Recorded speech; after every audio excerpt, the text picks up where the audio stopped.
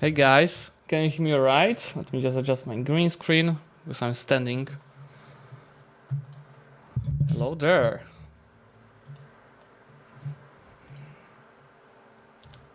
Hi. I see already a lot of questions in the chat. How are you guys doing? How is your Saturday?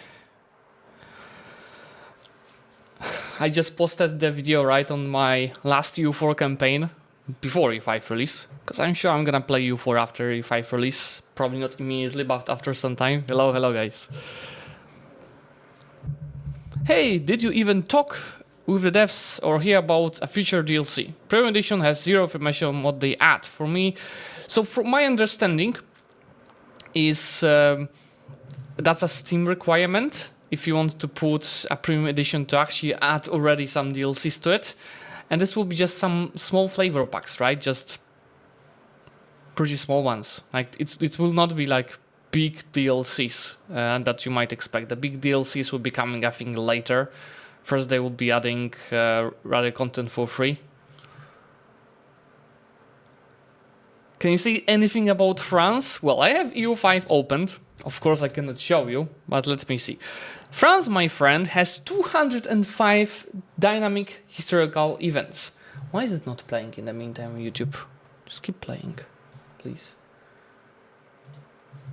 Oh, it is not playing when it has 205 dynamic historical events and 31 different unique bonuses, including privileges, guarantee forms, and advances, and laws. So all of this is like new content that they have on top of dynamic historical events.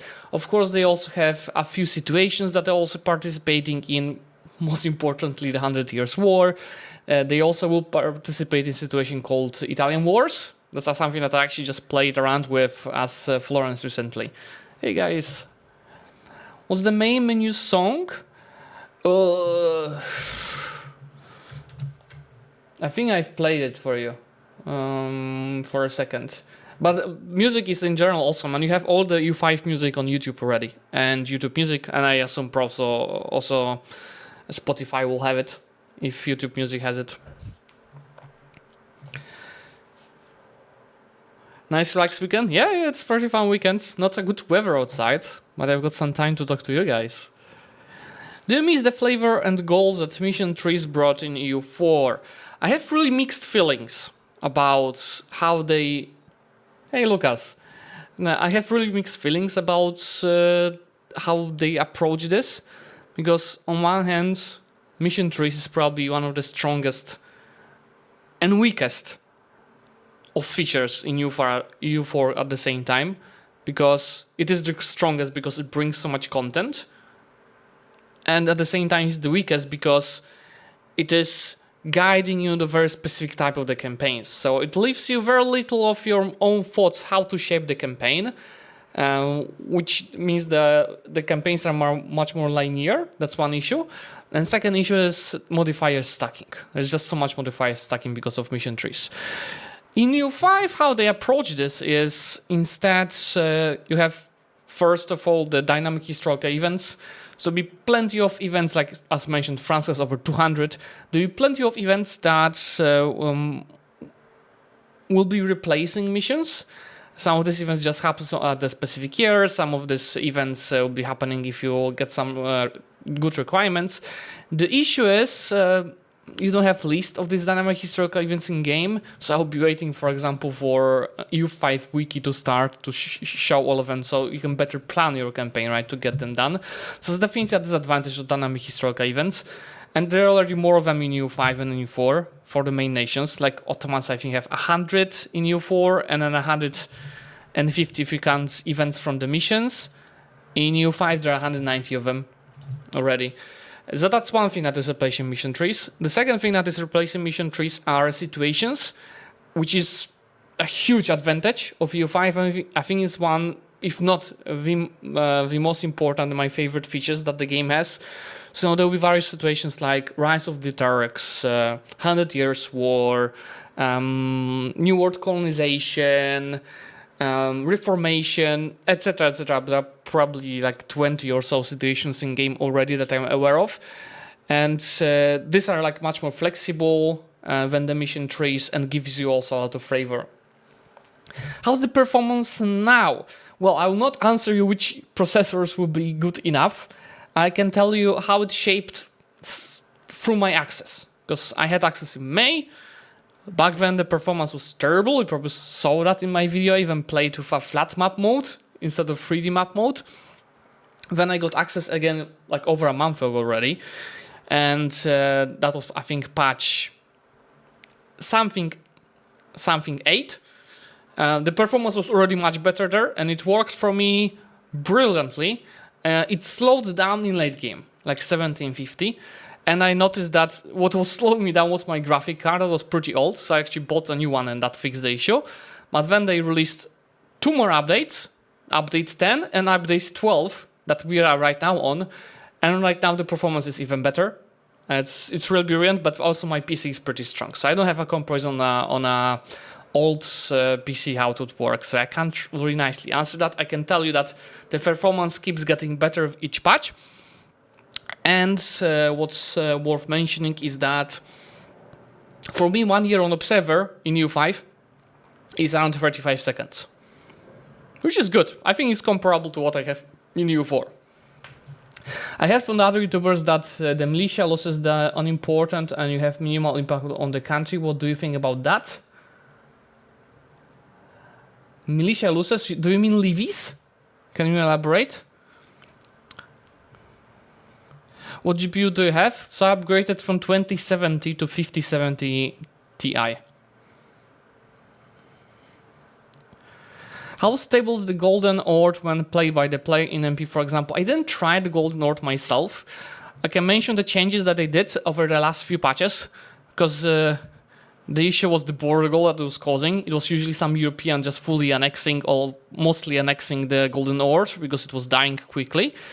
Right now they fixed it that Golden Horde actually gets participated and some outside powers get some lands of Golden Horde usually, but it very often releases tags that are known for you from EU4. So like Nogai is being released, Kazan, and a few others that you might recognize from EU4.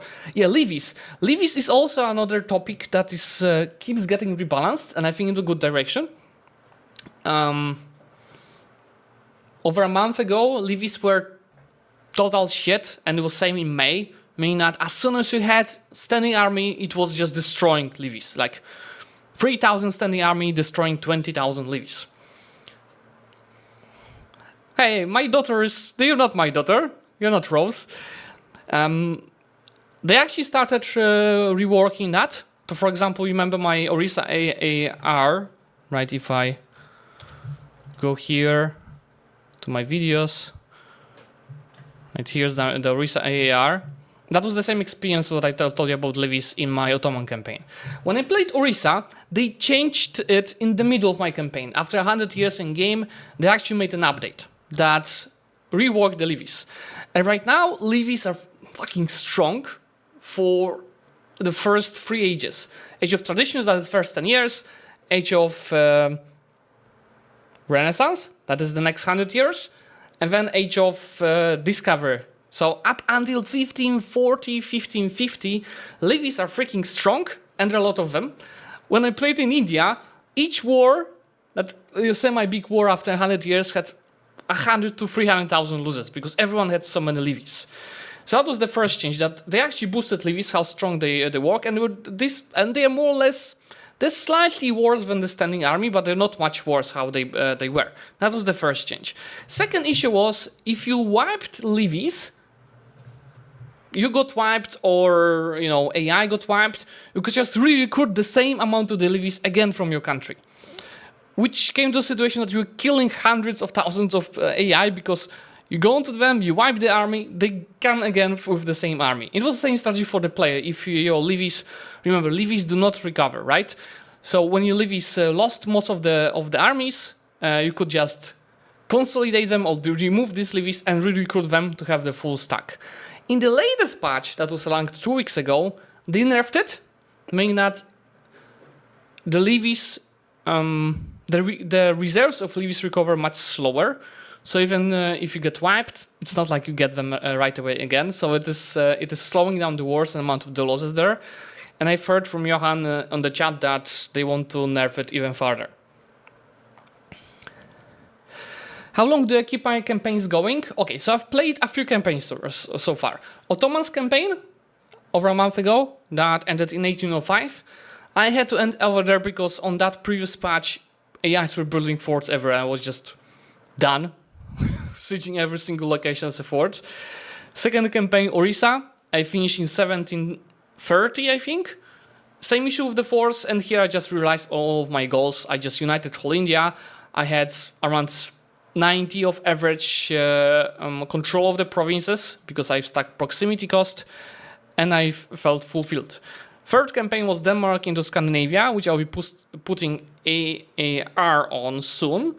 Is the one that I ended in 1620 when I formed Scandinavia, and then also got like pretty much the whole coast of Baltic into my control.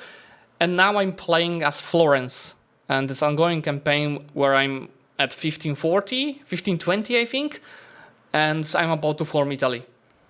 Is Brienne strong? I don't know. I can check if they have any content. Give me 1 second. Let me look in game. Bryansk. So Bryansk, my friend, has 100,000 pops, 9 locations, and 50 streltsy. No, these are just Levies. And 50 available Levies. And the ruler at the start is Prince Gleb Rudykovich, that has mediocre stats. They don't have any unique content by themselves, meaning that as Bryansk. But they will be having content related to where they're playing, right? To their culture, to the region, to their religion, and obviously to the whole data York, which is also a situation in game. I know there's possibility to make new trade nodes. What is more worth, having one node for the whole country or a few of them? That depends on the size of your country. I think in early game you want to have one node simply for your own micromanagement, because ideally you would like to manage the trade yourself, not the automations. Automations are not tragic. So it's just simply easier to manage by having one node, right? To manage how much of resources you're having, overproducing to sell, etc. But over time you will want multiple nodes when you get much bigger, because the more far away the location is from the trade node capital, the less market access it has. So it's harder to trade with it. Do IU bits have any content? I don't know. IUBits is a counting game. Where they are even? Oh yeah, there are IUBits. There are 2 province minor, 2 location minor with 60,000 people. They have a very cool flag in game, I can tell you that, but they don't also have like some unique content. It's the same case like Bryansk, that they will be using culture, religion, region content. What are the challenges of playing small, highly urbanized countries like Flanders? Food. Yeah, it's hard to get food, but you can just buy it. Which obviously, the more trade power you spend, trade capacity you spend on buying food, the less you spend on actually making money. How does the late game map look like? Is it historic most of the time or not? I think AI struggle with unifying the regions and expanding to to have just big blobs in the late game. Even EU4, they only made it work like that a few patches ago, where they taught AI, right, to unify their culture, unify their region, do nice borders, and in EU4 it looks pretty good. In EU5, it's not really impressive. I actually keep running time lapses to observe it, but they also keep improving the AI. For example, in the patch over a month ago, AI couldn't colonize new worlds. Right now they're nicely colonizing it. So it's getting better and better. How much content does Granada have? Let me open the game and take a look at it. So Granada, my friend, has 4 dynamic historical events and 14 different country bonuses. Let me look actually what these bonuses are. There's an advance that gives them manpower called Banu Nasr. There's Nasrid art advance that gives building cost and monthly artist start chance. They have skillful envoys advance. Nasrid Raziat advance, plenty of advances. Anything else that is not an advance? Oh, they have integration speed from one of the advances. Expand the frontier. There's food production, 15% army morale, 10% max literacy is there. What else do they have? Of course, I cannot show you game, guys, so I'm just, talking about this. They have war cost, which is also pretty nice. And they have one unique building type, Alhambra. They have Alhambra actually in game. It is kind of a monument, but of course working a bit differently, which gives you crown power and cultural influence. Alhambra is in game. I just learned about that. I'll repeat it around.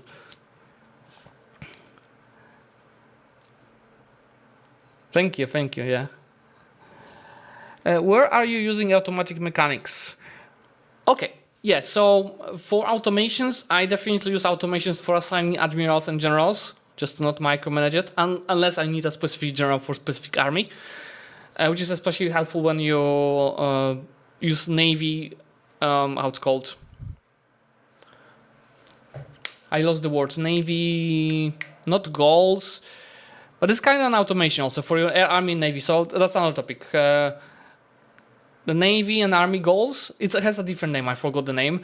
It's also something great, so you can, for example, make the navy patrol the seas, something that is in EU4, but patrolling the seas gives you maritime presence, which then impacts a lot of stuff, like your trade and control, most importantly. And so your navy also automatically splits into smaller stacks to do that. So then that's why the auto-assigning is important. For the army, I use very often what's called focus siege goal. That focus siege is gonna carpet siege enemies' lands, but focusing on the forts and province capitals. And it will be just one stack doing that. You can also do an actual carpet siege that works. I've showed that on one of the shorts a few months ago. I can also do actual carpet siege, which will split into many small stacks, but then of course there is a risk of you getting wiped by the enemy armies. I use that sometimes. Building automations, I've been doing that a bit when I was learning the game, just to see what AI builds. Right now I'm purely doing all the buildings myself, not use automations for that. Trade automations, it depends. If I want to play around with the trade, I do it myself. If I don't want to play around a specific campaign, like the Ottomans, I just automate it. Right now, when I'm playing as Tuscany, I am fully handling my trade. You will simply... So, for trade in EU5, automation is pretty good to just find short-term gains, like just to make money quickly. But obviously, the automation will not think strategically, like long-term, like, oh, I need more wood or more sand because I'm planning to build roads. So I want to decrease the price of the roads before I start building them. So I'm gonna, for example, import more of these goods. So this kind of strategic thinking is obviously not in the automation. How good is playing tall? That's so I think in EU5 the sweet spot is something that is popular in EU4 multiplayer. So playing tall while expanding to within like specific limits to expand being tall, like get new goods, get more lands because you have high control everywhere. But just pure expanding is not giving you much because you have to integrate these locations, you have to make them full cores. You have flow control, so it takes time to get a high control. So playing tall is possible, but there will be limits to that, right? Because you'll be having limited population, amount of the hands to build new buildings. So if you play fully tall without expanding, you'll hit a point where you'll be having nothing to build and do in your country. You'll be having to wait for more pops to promote, more pops to be born, etc. Banking nations haven't tried them. I did play, I just mentioned Florence, so you interact with Peruzzi and Bardi at the beginning, and these two are scripted to go bankrupt within a few years of game. And as Florence, you have a choice to save them, which costs you a lot of money, or just let them go bankrupt. I actually did also manage to make, that's also a funny feature, you can make banking nation your national bank. So Peruzzis were my national bank for a while before they bankrupted. I don't know how much content from Meissen there is. Let me see. Country of Meissen, 200,000 pops, 6 locations. They're pretty big, actually. What kind of trade goods they have? They have silver. Oh, that's an issue you want to play for sure. They have silver. You know, everyone in Europe in early game lacks silver and gold. So if you have a mine, you're just moneymaker. They have 24 dynamic historical events, so that's a decent amount, and 13 country bonuses, including like an advance. This will be advances. Meissen Lion, which is crown power. A mining heritage gives you the monthly development, income from mining. Meissen Groschen. A resilient soul gives you monthly war exhaustion. The Saxon court gives you efficiency of the cabinet. A tolerant society. Furstenschule, monthly literacy. Bonded by loyalty, army morale. Meissen porcelain is another advance for porcelain output. The Saxon baroque, cultural tradition. Rétablissement, building costs. Saxon industrialization, production efficiency, and then you have a unique building, which is Zwinger, that gives you cultural tradition and cultural influence. There you go. Will the game drag on the later areas? So far, there's good and bad things happening over time in game, because in early game, you will usually, most of the nations struggle with money, you know, to get money to build something. And there's also not that big of a range of the buildings to build in early game, even though there's bigger than in the whole EU4, but in general, there's not as big. Over time, what keeps you wants to play the game are the advances. There's just so much stuff in advances you unlock, new building types, new production types, which like allows you to scale and play around more with what you produce, what you specialize in producing, and what you sell in the trade. So, for example, I wanted to finish my India campaign in 1620 when I formed India, but I've played for another 100 years because I need this advance, and I want this advance, I want this advance. So it keeps you playing. The only thing so far that was annoying in late game, main thing that were the forts, but they already fixed it in the last patch where they made AIs that just don't spam as many forts. They're not in every location anymore. There's like one per province or so, more or less. So that's good. An issue that you might have in mid-late game is that you scale really fast with all these buildings, and AIs will often be behind with the advances. So they will not have as good buildings, and you ad-scale them fast. Very fast, and you will make a lot of money. And that's also a problem. For example, in mid-late game in EU5, I'm using auto-clicker to build the buildings because there's just so many of them to build, and you have so much money to build them. So that's definitely a disadvantage. Without auto-clicker, your finger will hurt without automations. Will the world conquest be possible, or will it be something extremely hard to? Okay, so you remember that the Parallax Tinto team said that they don't want modifiers stacking, but there's just so many sources of modifiers in this game. There's modifiers stacking, and it will take them probably a few years to balance it out, to avoid the modifiers stacking, because you have a few hundred advances. We've got thousands of laws, probably around 100 of privileges across all of the countries. You've got plenty of guarantee forms, probably like 40 or so across all the countries, or probably even more. Building bonuses, there is modifiers stacking. Probably there is a way to do world conquest. I wasn't even close ever to it.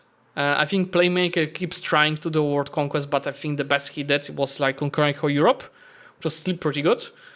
And even, you know, when one of us gets close to conquer a lot and stack like Promise Wars cost, they nerf it in the next patch. So yeah, I hope the world conquest will not be possible, but it might be possible, especially now that there's not as many forts in game. Let me just check something quickly.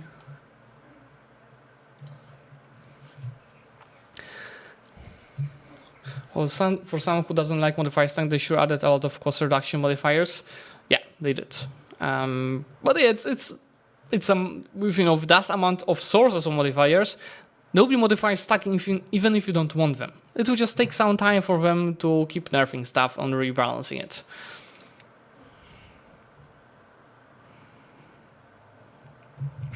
Yeah, there are hard caps on a lot of things, most of the things, but I would make them more restrictive. Like, for example, province war score cost, it shouldn't be at 90% cap like in EU4, it should be at 50%.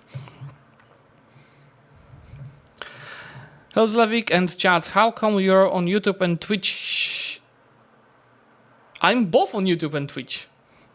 Take a look, I simulcast to both right now, and I see both of the chats at the same time. I hope that I'm replying to chats from both guys. Are there any news from Johan about an option for replacing the portrait in the top left with a flag? Let me look at the game options. There's some stuff that you can already do. Oh, I can actually walk you through how much you can customize and how your game looks like. Let me maybe just make this video keep playing.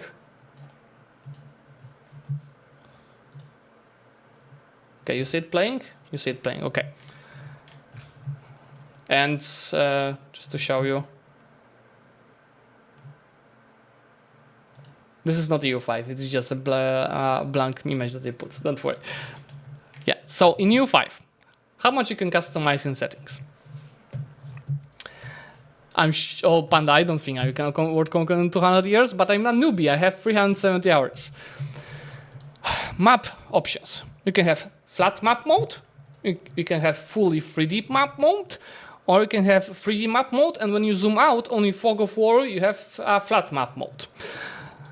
You can choose size of the city buildings, how much they actually take when they spread, because the size of the the amount of the amount of the pops and development, the cities of course change over time. And you can activate or deactivate the weather graphics when the weather is changing. You can decide how the names of the subjects show on game. So do subjects use your color or not? Do subjects use your name to overlay over them or not? Do international organizations show us a separate country on a zoom out, like HRE, for example? What kind of country names you show? Do you show only short names like Poland? Do you show only long names like Kingdom of Poland? Or you do show dynamic, depending how much place there is for them?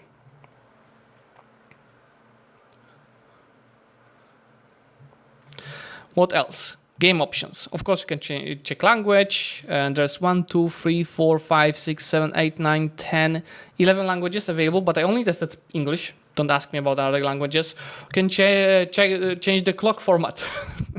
Right, it was 24 hours digital, 24 hours short. So if it's 1900, if it's 19H, it's a 12 hours clock, some small stuff. You can choose the autosave interval, which is the same as in U4, but you can choose to save every 5 years, which I think U4 has 1, right? Or maybe it has 5 as well. You can choose how many autosaves are kept in the folder, between 1 and 100. You can choose if the game slows down when in the battle, so same as in Imperator. You can set up the maximum ticklets of people being behind in multiplayer.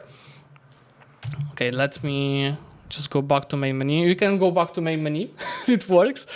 I wanted to check also the campaign settings for you, because Adobe also have a few more graphic settings, because I started talking about that when you ask about the portraits. You can make the portraits not move. By default, they will be moving, but I can turn it off if you don't like it. You cannot turn off the portraits altogether, I think.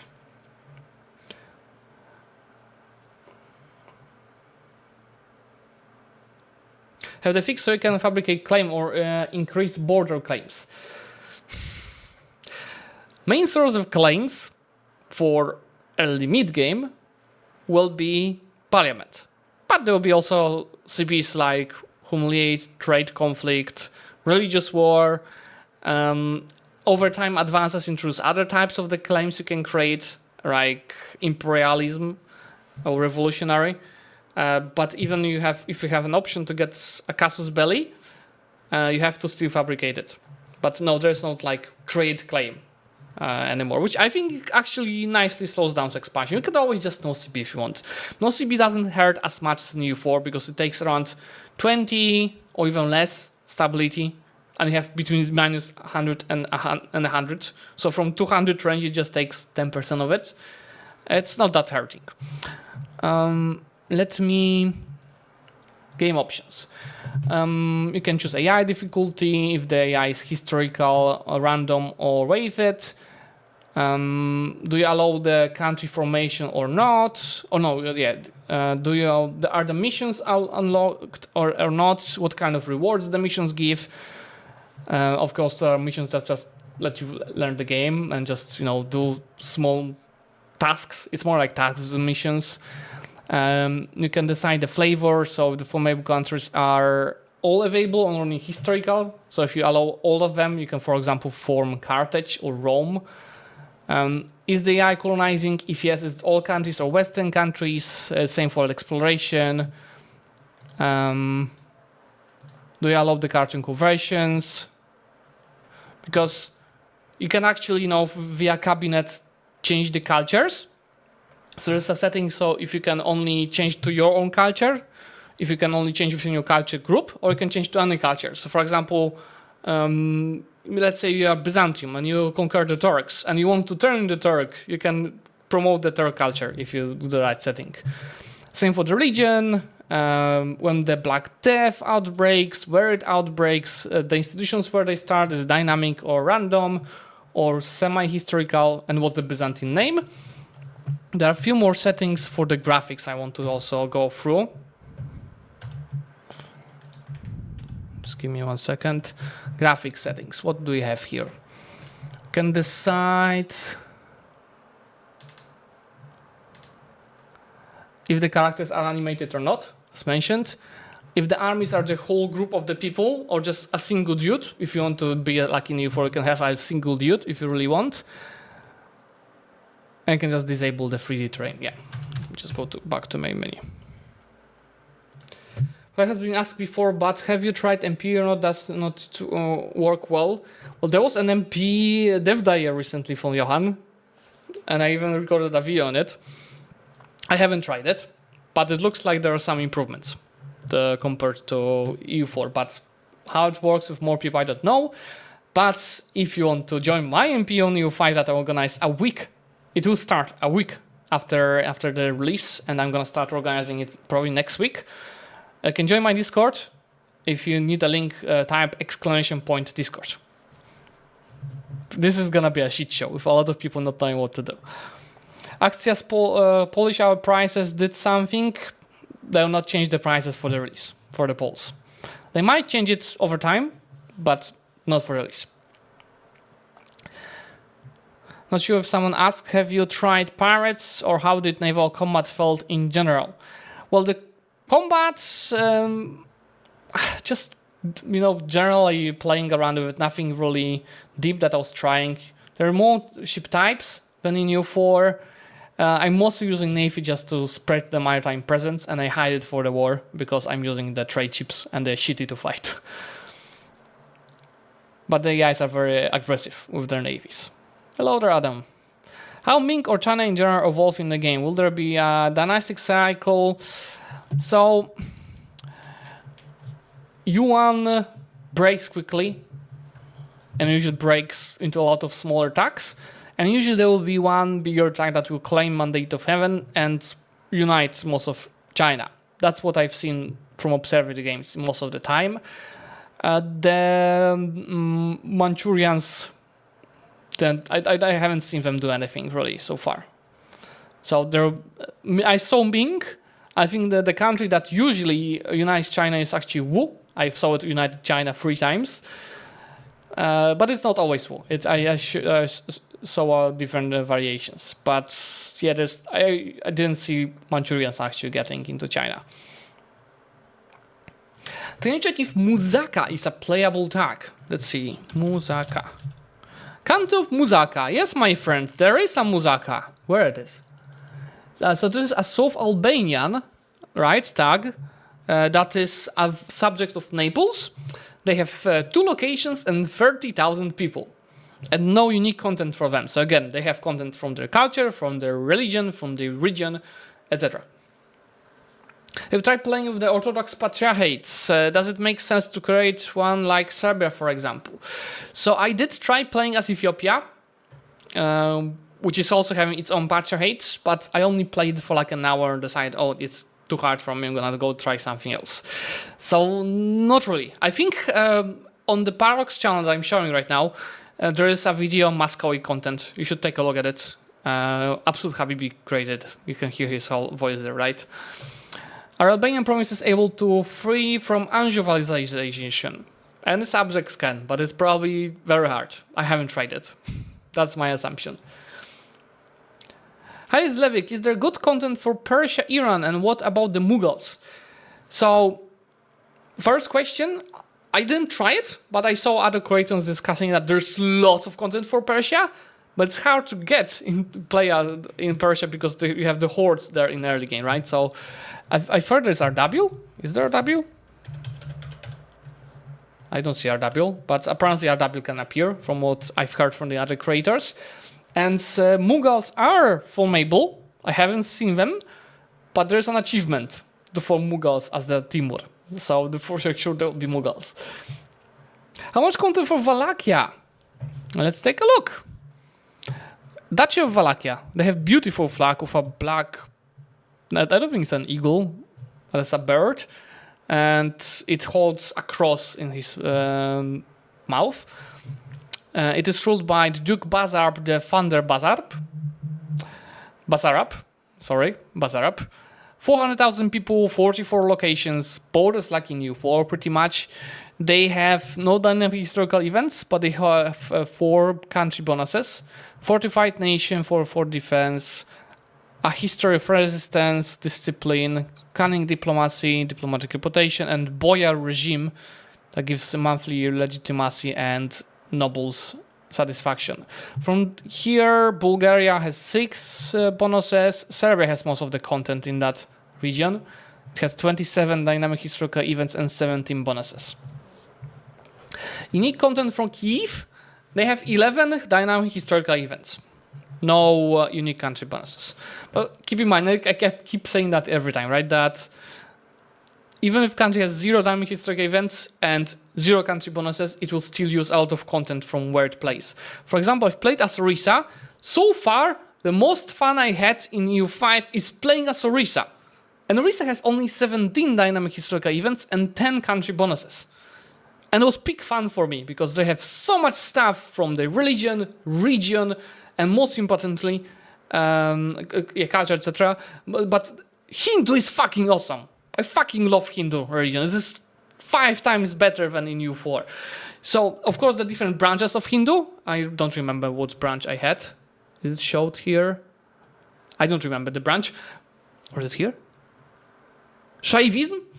Shaivism has gurus, which are actual characters that you can use in your cabinet. So you have plenty of cabinet potential members. And these gurus, they appear. They have usually between 2 and 5 at the same time available to choose from, and they give different bonuses. I think I've saw like 20 different bonus types from the gurus. So sometimes it will like literacy, sometimes it will be research speed, sometimes it will be population growth, efficiency of cabinet, and usually they have 2 bonuses that they give you.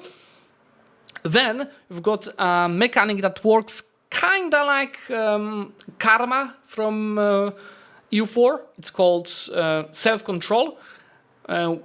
Wars do not impact this, but it's some additional buttons that you can use to lose or gain stuff. And then depending on the karma level, you get stuff like research speed, income from vassals, integration speed, etc. Will the game need Agazian DLCs to be 100% good? You'll probably not believe me, but it is good already. At least for me. I have 370 hours and I can't stop playing it. It has plenty of contents mechanic-wise. Do you remember my video on that? Let me show you. Right? I did a video showing how much stuff from the EU4 DLCs how much paid content from EU4 that you had to pay for is in base EU5 game. There's 71 from 124 pieces of content that you had to pay for from EU4 in base EU5. And if you also count content that was released after the release of EU4 for free, there's 97 out of 157 content that is purely available in EU5. Obviously, also there will be on top of that some that are partly available, some that are just simply using other mechanic. And you see there's just 24 pieces of content that are not available. Mechanics-wise, this game is having more than EU4 and content in the mechanics. Oh, my game just crashed. I was clicking too much. Let me just restart it. Country flavor, the main tags also have plenty of it. I would even say the main countries have more flavor in EU5 and EU4, like Ottomans, France, England, etc. Castile. It's of course different, as I was discussing at the start of the stream. Mid-sized countries have a bit less than EU4 with all the DLCs. And of course, the small countries have pretty much no flavor by itself. As mentioned, they will use a lot of flavor from the fact region that they play in, religion that they have, and culture. So that's, I think, and I hope that they will be what they'll be focusing on after the game release in the DLCs. Just content for specific regions. Let's say they release a content that gives even more stuff for India, which already has billions of stuff. But let's say they release a DLC for India. If you don't care about India, just don't buy it, and do not lose anything. Hopefully, they just don't add new mechanics there. So it's gonna be different than early days EU4, right? Where you had to buy the DLCs to have specific mechanics. Only the last few like EU4 DLCs didn't really add new mechanics after Leviathan. Just content. Can you just quickly show which aren't available? Yeah, of course.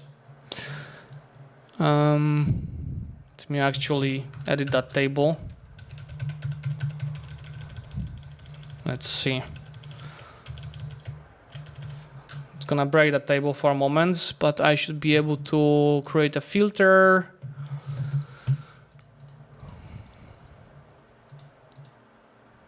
True. There you go.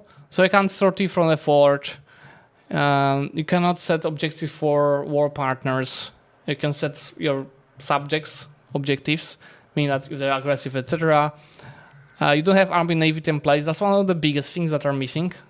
The templates. I really miss templates. But it will be more complex than before, right? Because you don't have like 3 ship types and 3 army types. You have 120 billion unique units that you unlock on the game. Random new world is not there. You don't have custom nations designer. You can create custom subjects, but it's not the same. I don't think there's raiding per se. There's just other mechanic replacing that, but I haven't tried nations that are possible for that. There are pirates. There are no time-lapses. There are no golden eras. There's no army professionalism. There's army experience instead. You can't exploit developments. You cannot convert a province of a subject. You cannot. I think there are actually trade companies, but there's no button to charter a company from a nation. There's no such thing as defender of faith. You cannot provoke rebels. Specializations for colonizations are not there yet. You cannot concentrate death. You cannot expand infrastructure, centralized state. There are no naval doctrines. Holy orders as a EU mechanic from EU4 not there. I think they're supposed to be in EU5, but I decided to release it in a free patch next year because they weren't ready as like building base countries, and there are no flagships. Everything else, all of this stuff is there. Let me just fix this.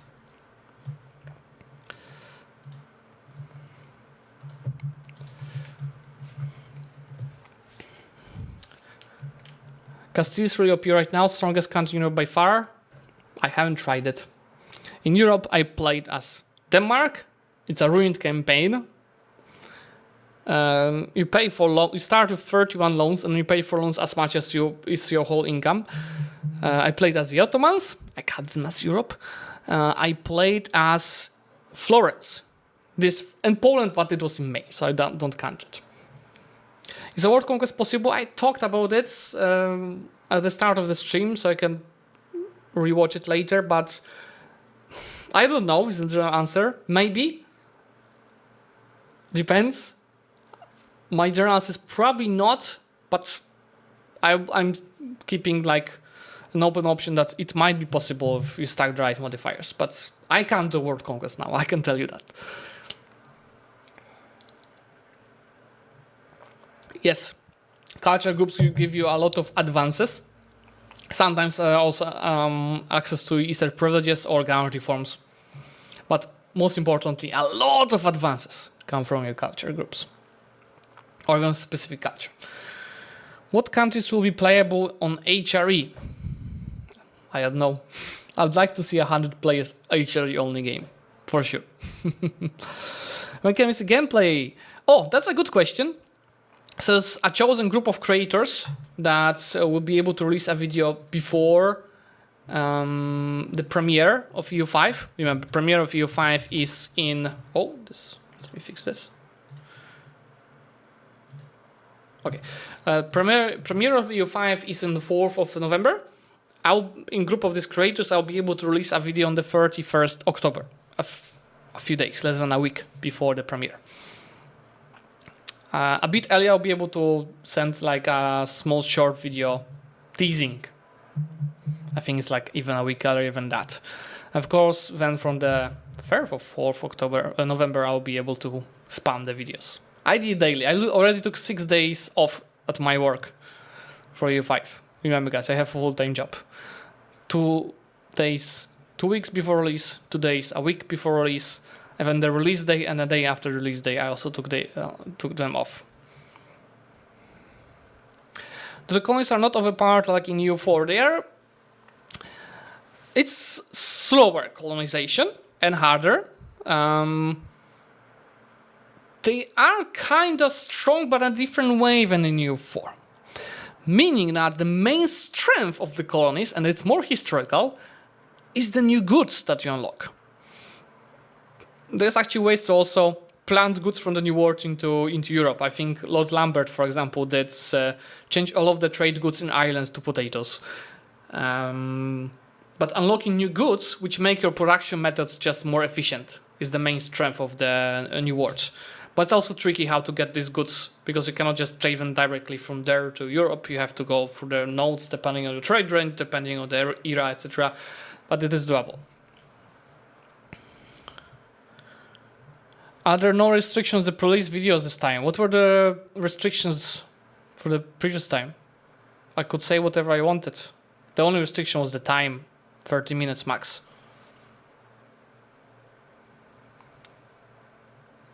Would you consider it more complex and difficult mechanically to learn than EU4? Learning how to... It's really hard. It's really hard to tell, because I'm learning EU5 as a guy with almost 10,000 hours in EU4. And a lot of stuff, it kind of makes it easier for you to understand EU5 after this experience. And then, when I was learning EU4, it was a much more basic game than the EU4 is right now. I think EU5 is more complex to learn, especially, all of the trade mechanics and buildings mechanics. Yeah, I think EU4 is much more complex to learn, harder. The plague. What are your thoughts on having to deal with it on each new campaign again? It's okay. I mean, different regions are impacted differently. You usually lose around 40% of the pops to it. I got used to it. Oh, there's a black flag. Yeah, I have hospitals somewhere. I can just hide my courts, not lose the king or members of the cabinets. Yeah, people will die. I'll have to regain the power from it. Yeah, I got used to it. The Black Death. The second Black Death is funny. This the bubonic plague in 1700 is hurting usually more. Also in a funny way, right? Because you have much bigger population. I mentioned that in my India ARR that I lost 20 million people to the second plague in 1700. Tech tree nation-specific unique tech choices. Would this being listed nation selection screen be a good thing? Or you know what style of nation you're choosing? But they are listed. That's why when somebody asks me, oh, this is the content for Kiev, I can take a look at it if they have unique advances. Nation specific. It doesn't show like what kind of advances they have from their culture, religion, etc. Have you interacted with any pirate content? Not yet. I know the pirates are there, but I haven't interacted with it. What is RNG factor in EU5 like? Could you, for example, suffer the Black Death, smallpox, earthquakes in a row? Would be heavy healers. Yeah, there is some RNG in it. But on average, Black Death usually hits you more or less the same. Of course, sometimes you lose more, sometimes less. RNG is important, but I wouldn't say it's like crucial. There's the flags. Flags are beautiful. I think there's a flag tint of flavor that was released on Monday. You should take a look at it. Is AI capable? Can they form capable enemies? How much border is there? AIs, I think they're really good in the first few ages, as long as the levies are important up until Age of Reformation. Then when the standing army comes in, the AI is behind, I would say, with it. They embrace most of the AIs. Some of the AIs will be very strong very early, but a lot of AIs are just behind of replacing levies with standing armies, and we can leverage that after the levies stop being strong. But I'll give you another example. When I played Denmark into Scandinavia, I think I finished around 1600 the campaign. As my last war, I wanted to try declaring on Novgorod.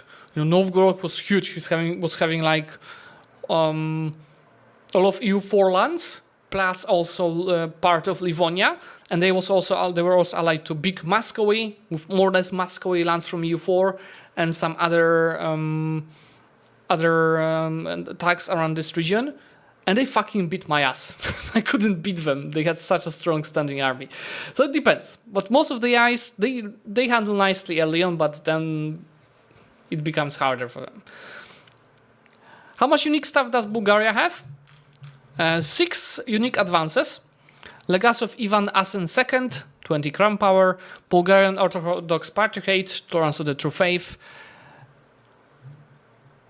Requires legalism. Expansionist ambitions, speed of integration. Fortress in the Balkans for defense. Revival of the literacy schools, max literacy in cultural tradition. Oh. What else do they have? And then reformation of the Bulgarian Patriarchate, which gives you a monthly religious influence and maximum religious influence. The Russian Hardbox, yeah, they kicked my ass. How do the Hordes? I haven't tried the Horde. I think Playmaker tried it more recently. What I can tell, I said that already at the start of the stream, so I'm just gonna say it in a nutshell. You can just always watch the beginning of the stream. Golden Horde, previous patches, they used to create a huge border going to be split between some major Europeans. Like you would see Poland and Hungary taking a big chunk of Golden Horde, or Georgia. Right now, they still take some chunks of Golden Horde, but it just splits into smaller hordes. Like there will be Kazan, Nogai, Crimea getting released of Golden Horde. So that's nicer.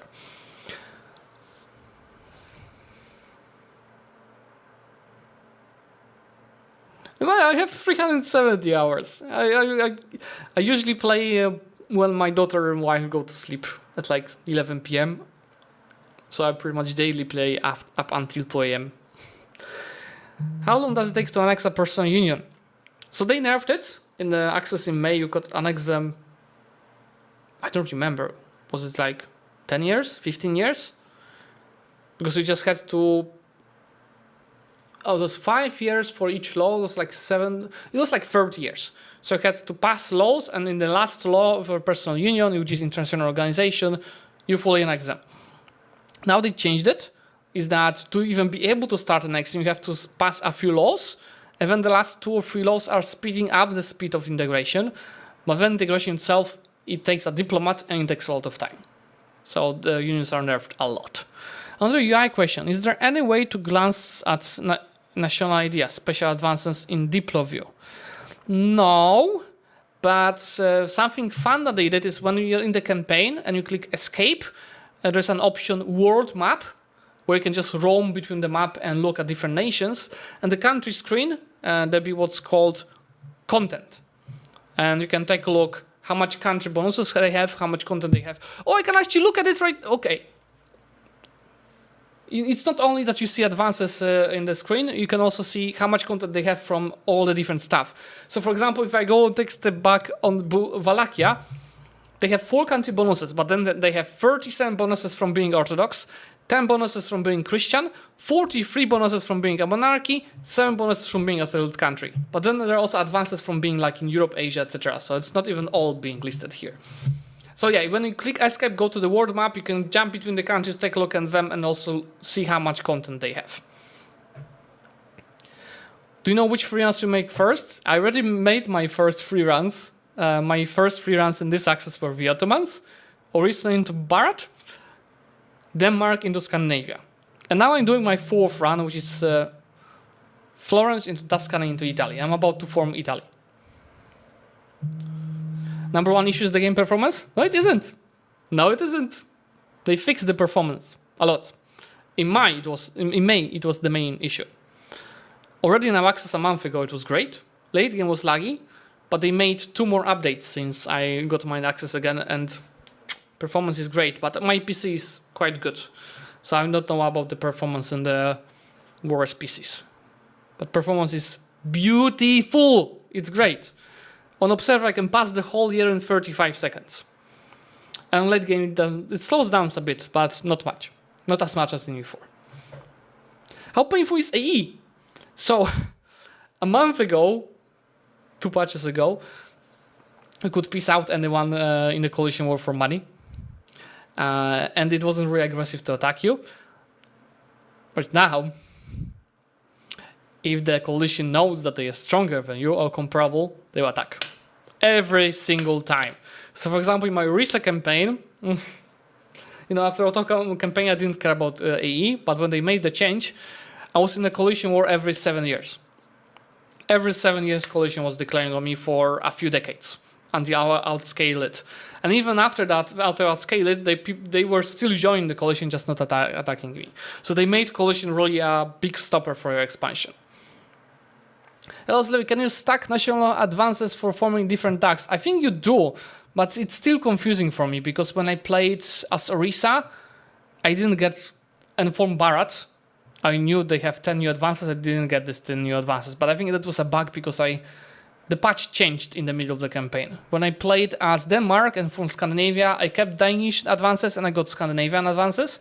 But keep in mind, you can only form nations that are on a higher tier than you. So if you're a duchy, you can only form kingdoms. If you're a kingdom, you can only form empires. When you're an empire, you cannot form anything else.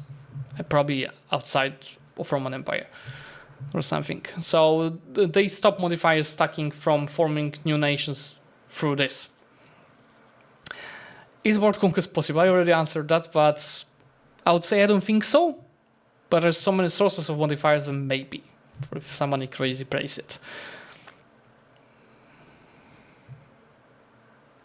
They diversify choosing amongst those diplomats, so new idea groups, right? In each age, that's for the others, there's 7 ages. So in 6 of these ages, you'll be able to choose a set of advances, 10 of advances that are admin, deploy, or mill, which is replacing idea groups. Yes, yeah. I mean, I have my favorites, but depending on attack, you might have different choices. Like a nation that's more focused on trade will sometimes have a different choice than the inland country or than the colonial country, or maybe someone that is just needing more military quality. Yeah, I think the diversification is pretty good for this. In your Ottoman run, was Albania able to break from vassalization?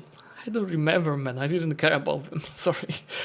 I can check some observer games, okay? I've launched an observer game. So I finished one observer game today. Just looking on the observer what the AIs do. And I started the new one. I can open that finished one, 1832. Let's see how the world looks there. I cannot show you, but I can tell you. What do you think about the AI? I think it's pretty good in the first few ages. It gets worse later in the ages because they get behind with building, most of them, with building the standing army, and keep up with the advances and new building types. But as told a few minutes ago, they are very aggressive as a coalition. They will keep attacking you if they feel you're weaker. Caliphate mechanic, I don't know. Can you downgrade someone in a peace deal? I don't know. That's a good question. There's a lot of peace deal options, but I don't know. What is the equivalent of idea groups and countries' ideas in EU5? Equivalent of idea groups is what I just said 2 minutes ago, right? So in each age you have a focus, admin, diplo, or meal that gives you 10 advances, so 10 different bonuses. So that's a bit worse than EU4 idea groups because you don't have policies from getting different ideas and you have only choice of 3 in each age, right? So you don't have like a full suite of the choice of idea groups like in EU4. Like national ideas, they got this kind of update in EU5 because they replace with advances, which means they can be spread across all ages and there can be more of them than in EU4.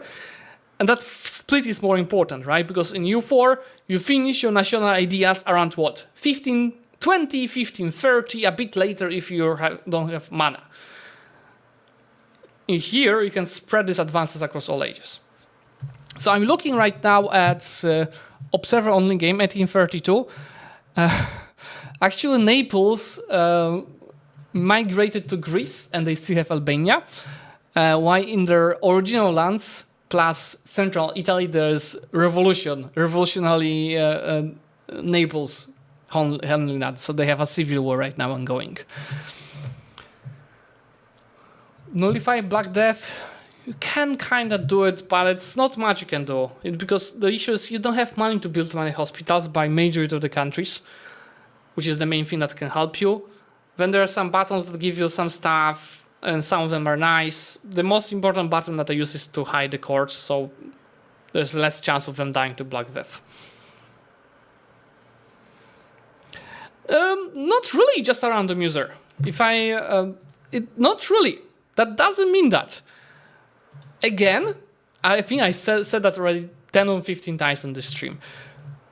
All countries have unique advances from their culture group, from their culture, from their religion. So even if I was in Orissa and had like 10 advances that were unique, I had another. I have it actually listed in a document. Let me actually open that for you. I had so much stuff from being a specific, religion, culture, etc. Let me look at it. I have it saved here. Look. Okay. So, for example, at the start, you start with 2 advances. Then you have 5 advances from being Hindu. Another 2 advances from your culture, from being a Samana culture.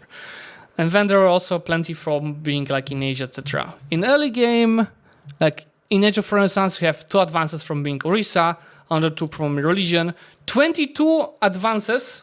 I called it culture because it has a culture sign game, but it's like you're in Asia, you get this. You are in India, you get this. You are this culture group, you get this. You are Hindu, you get this. You're Vaishya Hindu, you get this. There's plenty of 22 in just Age of Renaissance that I got from this.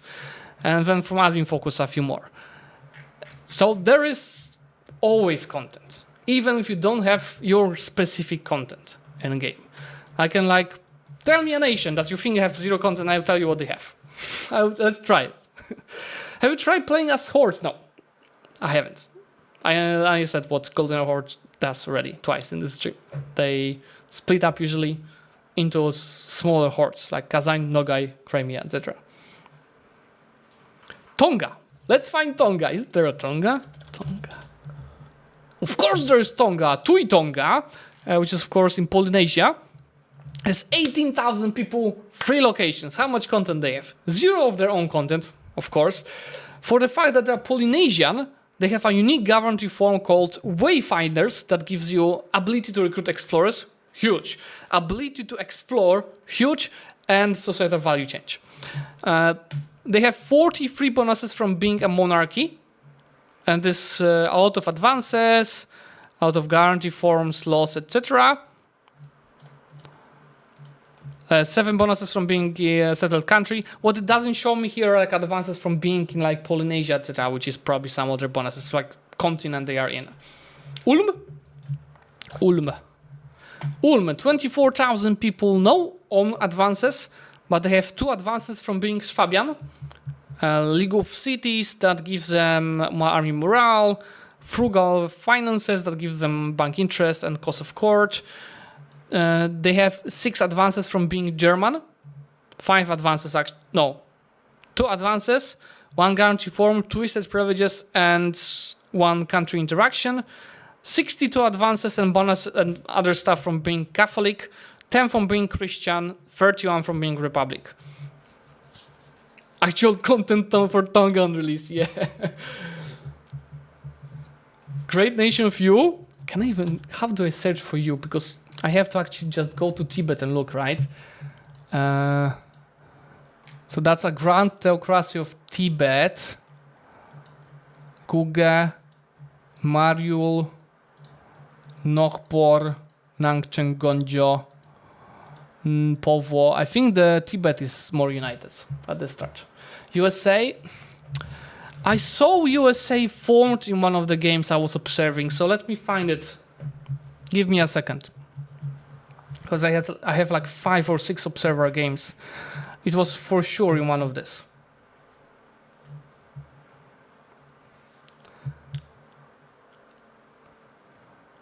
Are you bits? I already actually answered that at the start of the stream. There are 2 promise minor with beautiful flag and no unique content for themselves. How much does the game cost on Neba? I don't know if there's... I don't know if EU5 is on a Neba, let's see. No, I don't think EU5 is on a Neba. But if you want to support the channel, you can buy it from my link. It sometimes appears in the chat. It's exclamation point EU5. But you don't have to do that. You can just decide to buy the game whenever you see more content of it. I understand if you have that approach. Paradox deserves that. Some of the other game releases. So there's Quebec and Canada. Oh, I can tell you Canada content. They don't have their own content as Canada. But let me try loading a different game because I had United States for sure one of them. What happens if you take a monarchy advance then switch to republic? I think you should keep it. The advance, you keep it. You lose like government reforms and laws, right? That are specific to the government type. Let's try this one. One beautiful thing that I love about how they did saves is that each campaign has its ID. So all of the saves under this campaign will be under like one folder that is automatically done in EU5. So you don't have 2 folders yourself. EU5 handles the folders. It's beautiful just to see all of the saves from a specific campaign. Do you think Popov will be? I don't know. Maybe.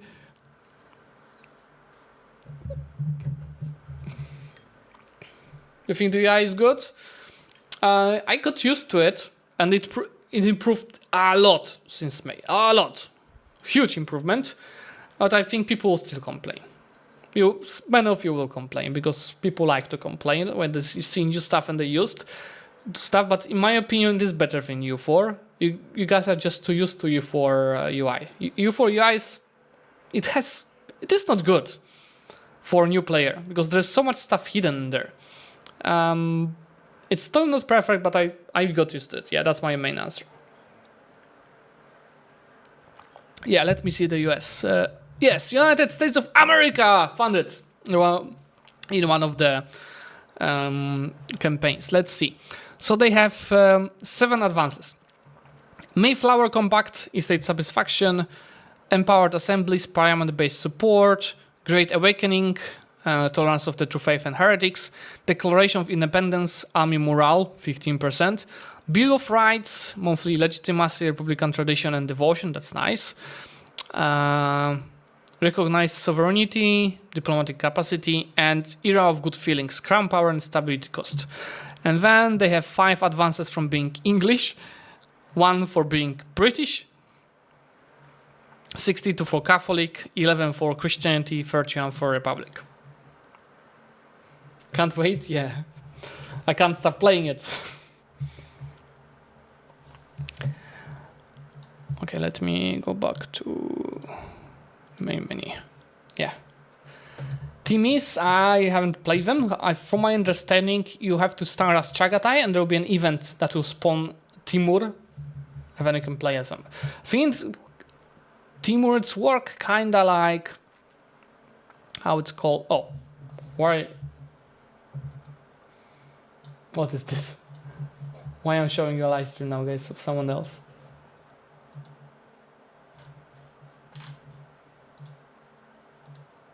Let me go back to this playlist. Okay, fixed. And they work kind of like synthetics from EU4. So you'll siege our location, you take it over. But I haven't tried it. I should try it. Multiplayer? A week after release. It's already set in stone. Probably Thursday. I'm gonna announce it in next week, probably. Does Serbia fragment?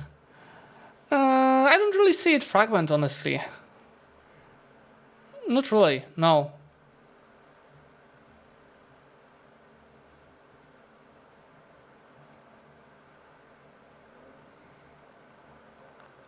I had issues in late game, only late game, on my 2070.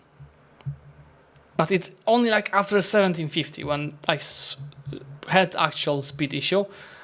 But there were 2 patches since then, and I changed my GPU since then. So it's hard to say. I think performance is amazing. For the complexity of the game, that might be one of the best optimized the Parallax games. They made a way to colonize pure 1400s. It's hard to colonize. Probably you can, but you'll not get much. How many players do you think will be able to play multiplayer lobby? I didn't do any stress tests, but I would like to have 60 people on my first MP. There's Tinto talks about multiplayer, so I made a video on it recently. You can take a look. How many advances does Granada have? Hey, I already said that. You guys don't listen. 14 different advances, 13 advances in Alhambra unique building. And then another advance, no, that's Alhambra. Another advance from being Sunni, 71 from being in Islam. Assimilation modifier, I mean, it's actually, you don't need to stack assimilation because you have your culture power, or tradition, don't remember which, I think tradition. When you stack culture tradition, this speeds up the assimilation. I think in general they should nerf, it should rebalance, because early game it is, especially smaller cards, it's really hard to assimilate, and mid-late game it is really easy to assimilate, and really fast. From your experience, how successful is your...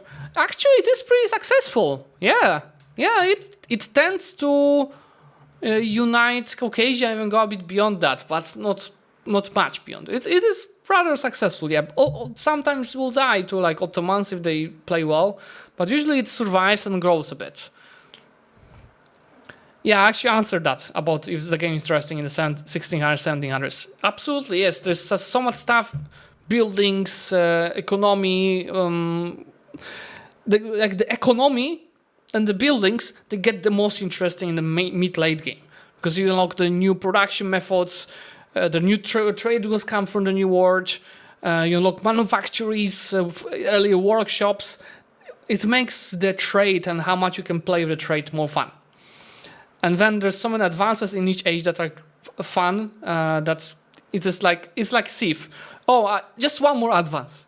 One more advance. And you just can't stop. That's most my India campaign. I united India in 1620. I wanted to end. I was like, this advance, and this advance, and this advance. And I ended up playing another 100 years without much expanding. Yes, the game all uses multi-threading. It is mostly CPU, but I was surprised that GPU is actually pretty strongly involved as well.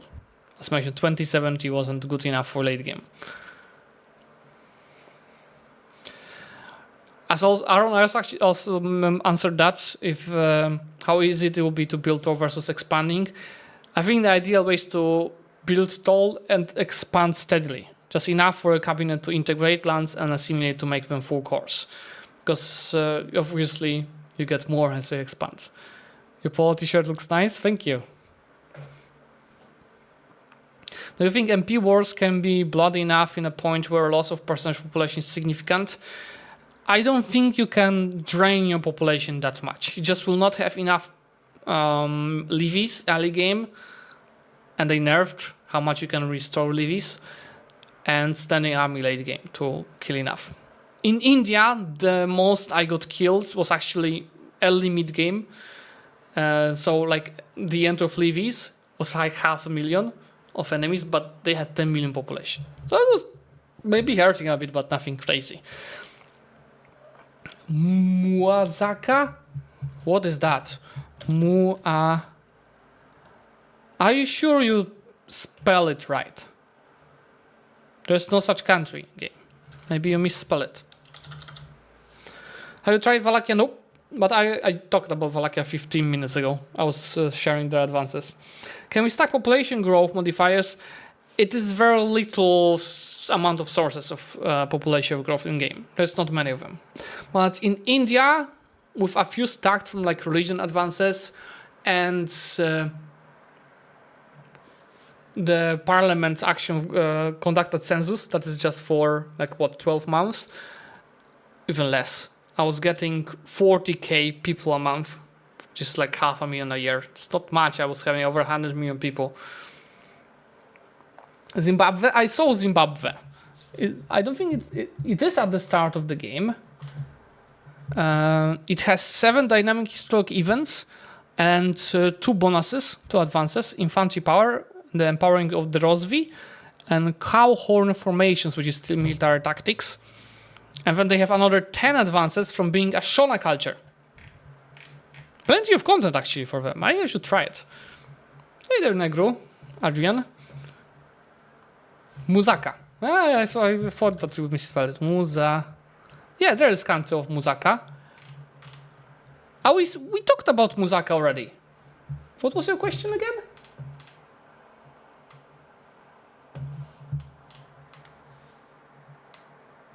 Or what flag does it have?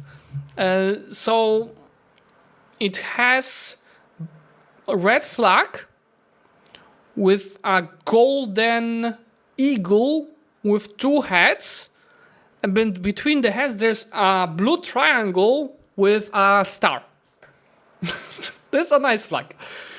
I wish I could show you that. Have you played Poland? I played Poland in May. It was okay, but I've heard from Lucas that it is amazing now with some changes, because they in the last patch they nerfed how strong proximity causes via maritime and boosted it on the land. The naval countries had a huge advantage before. The hats, I can show you all the hats. That's the main hat that I'm using now. It's very comfortable. So that's one. That's the old hat, the OG one. It is too small. It was always too small. I bought it too small. Then I've got the new ruined hat because the old one was destroyed by my daughter. And I've got the face cap from the Grandest Land. And then I've got the pickle habit that I purchased from the Emperor release in 2020. I haven't played Landest Country yet. I heard that auto build function is not functional for now. Who said that? Because for me, it is just how it should be. Auto build works, builds, but it's not fully efficient. That's how it should be, right? If you have a huge country, you want the auto build to handle that for you, allow them. But it's not going to be as efficient as you if you know the game right? That's how it should be, in my opinion. Your daughter should play Ryuki as a form of punishment. Do you know that there is a Ryuki achievement in EU5? I think I can tell you that because it is in game already. They added in the last patch. There's a Free Mantis achievement, but it's an easy achievement because you have to... Right, let me find... I don't think there's Ryuki at the start. The Free Mantis achievement is about uniting the mountains. The 3 locations of Ryukyu. Because there are 3 tribes over there, the country of Chuzan, country of Hozukan, and country of Nanzan. And you can form Ryukyu as one of them. Will you port Zlewikk mods from E4? No. We'll play vanilla early on. After probably some time, we'll do some mod to just rebalance some basic stuff or just add some quality of life things, but we'll see. We need to get more experience.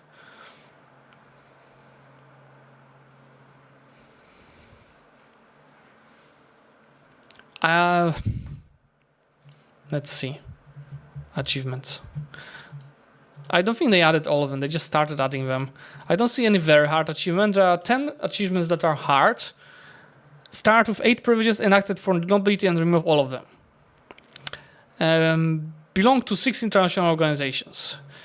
Have a market of your country with a full stockpile at 20,000 food. On at least 100 locations with 5 roads each. Be present on every continent. Have 20 locations of 100 control.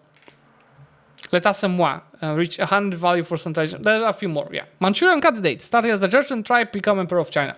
There are a few, but I think that's still work in progress. I think we shouldn't talk about it. There are not even like images for some of them. Paradox will announce the achievements when they are ready. EU5 uses the same flank system as CK2, where putting all your cavalry archers on the flank was the meta to cause the big damage. We say that applies in EU5 as well. I haven't tried that much, but I was talking to Lucas, that's what was his feeling. If you put them on the flanks, they make the work. In the middle, then not really, but I have 300 hours in the game. I'm not that experienced. I already answered if is the word conquest possible like 5 times. I don't think so, but maybe. I don't think, like in general, I don't think so, but maybe it is possible with the right modifier stacking. The northern harbors freeze in the winter, and the armies can go through the harbors. But if the ice melts while the armies are going through the melted ice, they die, disappear. They just vanish, get reduced to atoms. Can I have a cavalry army? You can, but it's more expensive, it's smaller, and I have to try if it works, I don't know. Remember, cav regiments are 4 times smaller than the infantry regiments. So if infantry regiments has 200, cav has 50. If infantry has 1,000, cav has 250. I don't know, maybe. I should actually start playing around with it. In my current campaign with Tuscany, I'm focusing to just stress test the trait as much as possible. Maybe I should play a campaign where I stress test the army more. Irish nations content, let's see. Let me open. How's Sweden? I've played in Denmark. And Denmark is awesome. It is a ruined campaign at the start. You start with 31 loans. So interest is as much as your whole income. First try as Denmark, I bankrupted. Second try, and somehow got to use, but the first few decades is just pain. And I formed Scandinavia in the end. Nicolaus, yes, I will be allowed, being a group of creators allowed to post a video on EU5 video on the 31st October. Is the full cavalry army faster on the map? It should be, yeah. Historical journals like Skandenberg? Yes. Not sure if Skandenberg is there, but there are events for the historical figures, either artists or characters. Like they showed Napoleon in the one of the latest Dev Diaries that is in game, and this is the only 100 character. And characters can be employed in the army or in the cabinet or in the admiral, etc. So yes, there will be, but not sure what's the list. For example, I just actually was sharing a screenshot. Let me find it with the other creators from my Florence campaign. That in 1450, what a year to be alive in Tuscany, because I had 4 very known characters living in my country. Let me just open that screenshot. So I had Leonardo da Vinci, that had 97 out of 100 skill. of course, the artist. He created 4 works of art at that time: Harmonious Yolande, Mona Lisa, Rock of Sandcastle, and Timeless Francis. Then I had Alessandro Botticelli, that was a 90 skill artist. I had Michelangelo, it was 99 skill artist. And then I had a character Machiavelli. What a time to be alive in Florence. But yeah, one of you asked about Irish content. Let's see. So, there are 2 advances for being Irish, 7 advances for being Celtic. No, sorry, 4 advances, 1 Levy type, and 2 estate privileges. And then once you form Ireland, let me see that in game as well.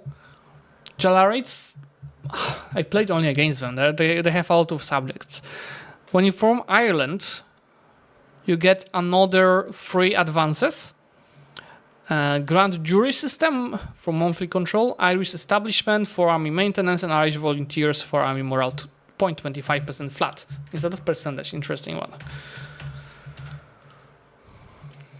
Do you have any extra info about the DLCs that you're allowed to tell us? No, I have no extra info.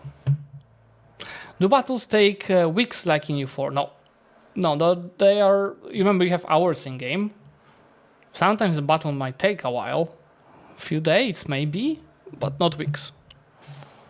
But I didn't try the late game battles that much. I mean, you can have a battle in EU4 that lasts for over a year. But yeah, probably you can do a week's battle in EU5 if you just keep reinforcing with a lot of armies, right? But I haven't tested it that much.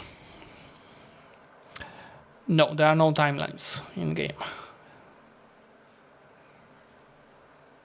What about Scotland? Yeah, I think Scotland has plenty of content. Let me open the game again. In the meantime, does supply matter? I think they need to make a bigger importance because it's really hard to run out of supplies in an army. You need to go really far away from your occupied provinces. They should make it harder. Right now, I feel like if you don't look at supply, in 95% of the cases, you will not get hurt. Scotland. Scotland has 48 dynamic historical events and 18 unique pieces of content. And then they have another one from being Scottish. No, being a Scot. Another one for being a Scottish. 62 for being Catholic. 10 for being Christian. 43 for being a monarchy. A lot of content. Scotland has a goddamn lot of content. Can you trade character skills? Yes and no. Because by default there's no such action as train character skills. When I mean like a courtier. You can boost sometimes character skills in the parliament. There are a few types of parliament issues that will boost slightly the skills of a specific character. When we talk about ruler, you can choose the training that your heir gets. Is it admin, diplom, mil? Is it balanced, or like is this expensive balanced? There'll be events that improve that for the kids, and when the ruler is already on the throne, there'll be also some parliament issues to improve their skill. Content from Majapahit. Oh, I'll tell you what. So first of all, Majapahit has 19 dynamic historical events, 13 unique content from them, 21 content for being Hindu, 19 for being Dharmic. And there's Nusantara. Actually, I was having just AI only time-lapse the observer game where Nusantara was formed by. Where is it? I think there's this one. Nusantara was formed by Majapahit. Let me tell you what kind of advances they have because they're pretty nice.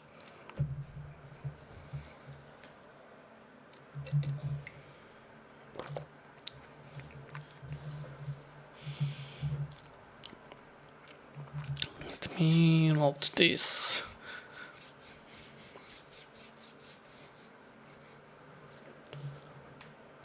Do you know what the sacred sites are that we are getting on November 4th? Isn't that on the Steam page of EU4? If not, then I don't know. Haven't heard anything outside of that. Okay, let me see. Nusantara. Fucking beautiful color, purple. They have 15 advances. Bubu and Jala, which is a unique Bubu building. Home of the Sea Nomads, unique ship. Young, another unique ship. Foreign architectural influence, building cost prestige. The Bajang Ratu Gate, which is a unique building. And this one looks like a monument. Monthly prestige, Lands of the True Faith. Yeah, they have a lot. I love Nusantara color. And flag of Nusantara is also one of the nicest ones that they've seen. Like, in general, flags in that game are beautiful. Okay, I'm getting messages from my wife that I should be slowly finishing and go to her. Final question that I'll answer, guys. The flag, I can't explain it. It's so complex, the flag of Nusantara. But one big final question, okay? This was a small question. Okay, that's gonna be the last one. Is there some kind of encyclopedia like in Civ games? There is, but I think it's as good as I would expect it to be. So this, like, in general, can search for names of mechanics and just understand general explanation how it works. That's not on EU4 wiki level. I would like it to be on EU4 wiki level when, for example, you can see all of your dynamic historical events. What are the trigger modifiers for this? Or what impacts exactly specific mechanic? It's just general explanations for now. Okay, guys, that's it. Thank you so much, everyone, for watching. I hope that you enjoyed that live stream. And if you didn't watch the video that I posted today, let me just find this. If you did not watch my video where I finished my pre-1544 world conquest, make sure to go and check it right now. And I hope you guys enjoyed the stream. Thank you, and